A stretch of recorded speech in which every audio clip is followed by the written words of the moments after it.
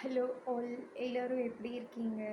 So எல்லோரும் நல்லா இருக்கீங்கன்னு நினைக்கிறேன். இந்த 3 டேஸ் வந்து பார்த்தீங்கன்னா ரெயின் அனௌன்ஸ் பண்ணியிருக்காங்க.